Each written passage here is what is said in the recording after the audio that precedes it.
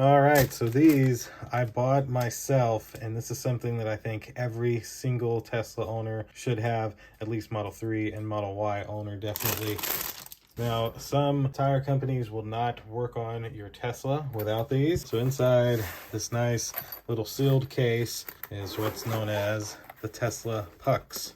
And so inside of these little bags are the pucks. And basically, there's a little spot underneath the car where this is able to slide right on, and then they're able to put their jack here so that this is in between the jack and the battery, and it's more protected. As I mentioned, some tire places, they don't keep these. They don't have them in stock. They expect the car owners to have them, and they will decline to work on your car because if they put it on the rack without this, it could damage your battery. So that's why I say every single Tesla owner should have these inside of their vehicle as soon as they buy it, because the weakest part of a Tesla is honestly the tires. So you get 4 of these, 1 for each side, and no logos or anything, just a simple little accessory that's needed. And just so you have a good understanding of how they work, take these, and you see that hole right there? It's right on the side.